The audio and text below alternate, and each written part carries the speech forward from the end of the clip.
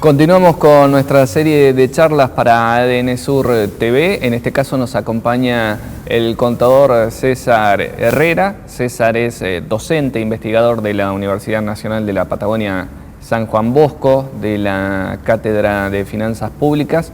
Los trabajos de esta cátedra, dirigida también por el licenciado Alejandro Llones, son conocidos y habitualmente aportan muchos elementos para el análisis en cuanto al costo de vida en nuestra ciudad de Comodoro Rivadavia. César, buenos días, gracias por estar. Bueno, buenos días a todos y bueno, un gusto estar con ustedes. Habíamos visto la última medición en el marco del relevamiento que ustedes realizan desde la cátedra, ese costo de canasta básica total de 28.200 pesos en Comodoro Rivadavia, que suele provocar mucho impacto y es un elemento que se incorpora en las discusiones salariales incluso, ¿no? Todavía no tenía en cuenta lo que está impactando ahora, que tiene que ver con las tarifas, tanto de electricidad como de gas. ¿Ya están haciendo alguna previsión o cómo podemos esperar que esto vaya impactando en el costo de la canasta en Comodoro? Bueno, nosotros no medimos indicadores de precios, o sea, la medición de cómo van a impactar las tarifas estaría dada por ese instrumento.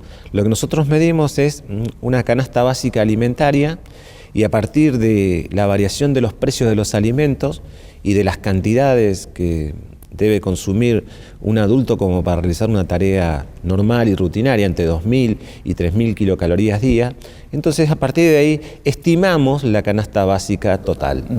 Eso determina dos líneas, la línea de pobreza, los 28.000 pesos serían de la línea de pobreza, y la línea de indigencia, que es ese mismo entramado cuando uno lo completa, digamos, en este caso, digamos, los chicos de la materia han elegido padre adulto, madre, adolescente de 16 años y niño de 8 años. Entonces eso suma, digamos, 3,16 del básico, digamos, que sería lo que consume un adulto equivalente. A partir de ahí se determina la línea de indigencia. Una familia tipo de 4 personas, por los requerimientos calóricos de alimentación, hay una línea de indigencia que está dada por esa canasta básica alimentaria, fundamentalmente. ¿Sí? Correcto. ¿Qué es de cuánto en plata? Sería aproximadamente unos 11.200 pesos para ese núcleo familiar, pero eso puede ir variando de acuerdo a la composición del núcleo, ¿no? Porque ese es como las estadísticas, una frazada de manta corta, como siempre digo,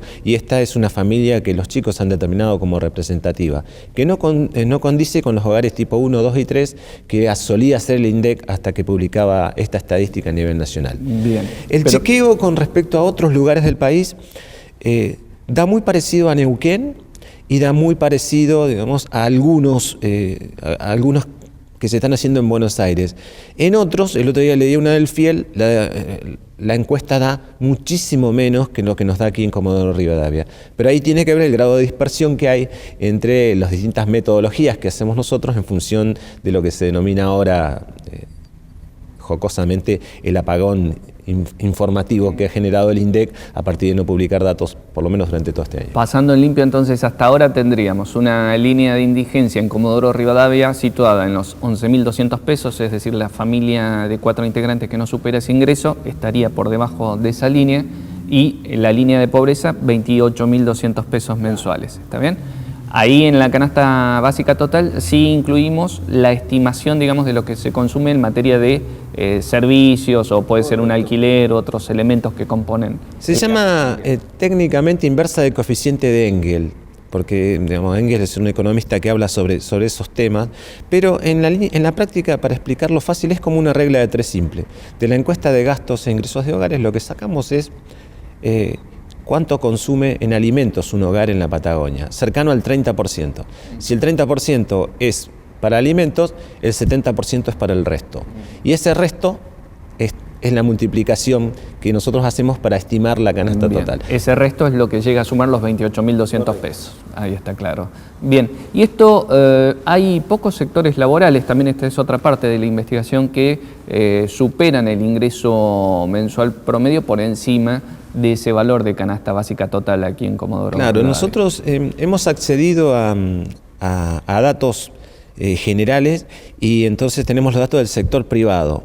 Ahora, en función de una charla que hicimos la otra vez con expectativas económicas, nos encontramos con una gente de Buenos Aires, la gente de Claves, que produce muchísima info. Entonces he podido acceder a otra, por ejemplo, a la que no tenía, que era el sector público en la cuenca del Golfo San Jorge. Entonces estamos preparando ahora, vamos a preparar una información mucho más precisa. Pero respecto de la que tenemos, o sea, serían, un convenio está sobre el promedio, tenían todas las actividades industriales.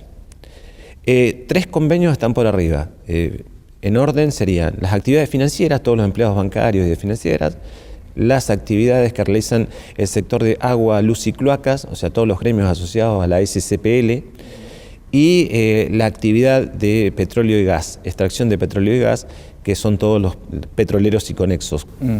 Lo que pasa en la región también es que los hogares combinan ingresos y por eso es que, digamos, no hay una mayor cantidad de hogares por debajo de la línea de pobreza, ¿no? Y esto se encuadra con otro indicador, que es la encuesta permanente de hogares, que dice que Comodoro Rivadavia, por lejos, es la ciudad del país donde la gente trabaja más. Que para nosotros representa un orgullo, porque por ahí cuando viene alguien y te pregunta así, a boca de jarro, ¿cómo es Comodoro Rivadavia? Una ciudad de trabajo.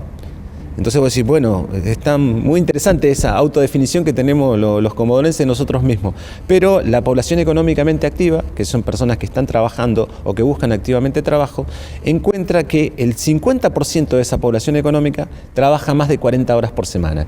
Y ahí tenés una clave, digamos, un nivel de precios altos obliga a uno o más salarios en la casa, o al que gana salarios, digamos, como por ejemplo un docente, a triple turno, a doble turno, si se encuentra en una situación que no tiene pareja, digamos, tanto hombre como mujer y tiene que mantener hijos. Entonces ahí está la complejidad de nuestra trama social, digamos, en función de apropiarnos de ese ingreso, en función de que este es muy alto, entonces deja a mucha gente afuera, nos obliga a trabajar más, y entonces el ocio pasa a ser una actividad secundaria cuando pudiéramos decir que hay que, dividido en 3, dormir, ocio y trabajo. Nosotros tenemos muy complicada la parte de trabajo, porque tenemos que trabajar mucho, y eso es generador de otro conjunto de intrincadas relaciones sociales en nuestra ciudad. César, si consideramos los incrementos de tarifa que se están dando en estas semanas, empiezan a llegar las facturas del servicio de electricidad,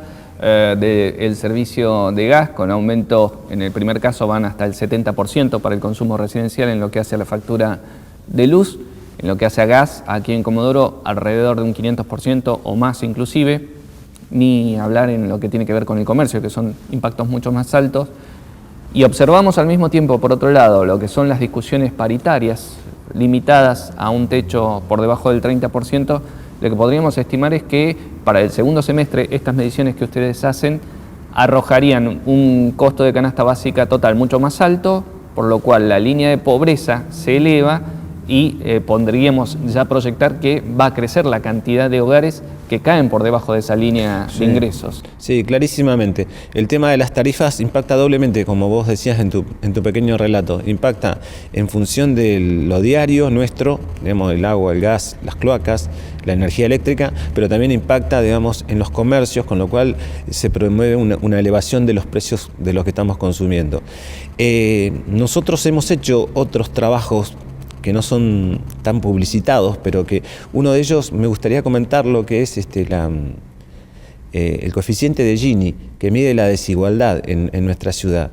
Entonces, nosotros, Argentina, digamos, da 0,42, es una sociedad tendiendo hacia una igualdad, o sea que desde el 2001, 2002, que estábamos muy complicados, con pobreza cercana al 50% e indigencia cercana al 30%, fuimos mejorando hasta el 2011, 2012, y entonces ese bajó el coeficiente de Gini a 0,42. Pero nosotros nos da 0,52, casi 0,53 en nuestra ciudad. ¿Qué quiere decir? Que la desigualdad de ingresos de un sector que genera, digamos, mucho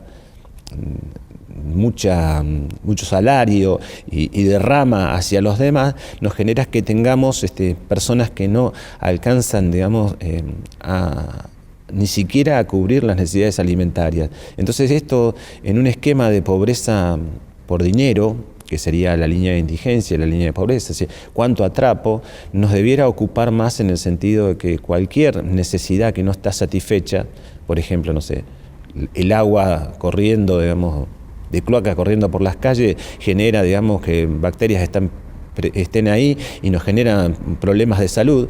Entonces todos estos indicadores que tienen que ver con el mejoramiento de la calidad de vida y el coeficiente de Gini debieran ser contemplados a los efectos de tener una red de contención para muchos, en este caso comodorenses o muchos argentinos que van cayendo debajo de la línea de indigencia en el sentido que no alcanzan a completar la canasta alimentaria, pero también, digamos, tenemos otras complejidades como son este tema de la calidad de vida en el entorno donde estamos. Vuelvo un poquito para atrás. ¿Comodoro está entre las ciudades más desiguales del país? ¿Se podría poner en estos términos? Así es.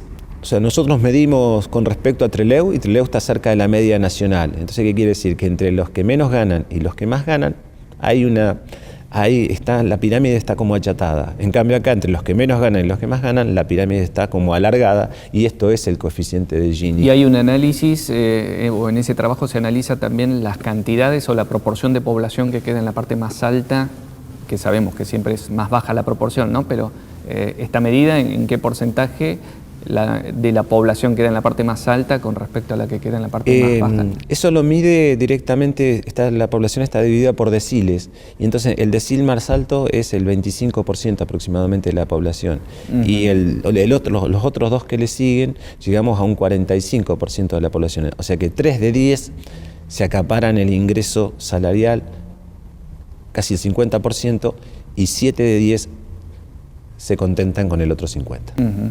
Absolutamente desigual. Y en el segundo semestre, ¿hay indicadores que hagan pensar que se va a desacelerar por lo menos la inflación, que es lo que termina aumentando estas desigualdades y arrojando más gente por debajo de la línea de pobreza? Yo creo que de continuar esta trazabilidad, el análisis de todas las salidas de los procesos inflacionarios, el 2014 tenemos una devaluación y una puesta a precios, digamos, de esa devaluación. Miramos para atrás el 2001-2002, miramos para atrás el 98-99, el 86, el 75. Entonces, cada vez que sucede esto, hay como una fuerte entrada a los precios y después eso se cae y disminuye. O sea que nosotros podemos prever que va a haber una disminución en los precios y la inflación para el semestre que viene. ¿Qué queda de toda la herencia recibida? Anoche lo desarrollaba en una materia, decía, algo que no se ve. Para nosotros el dinero es muy importante porque estamos corriendo tras él, digamos, corremos tras el dinero en función de trabajar más para lograr alcanzar esa canasta que sigue aumentando. Pero sin embargo no se tiene mucha conciencia porque no se ve, digamos, no es tangible de las variables económicas monetarias.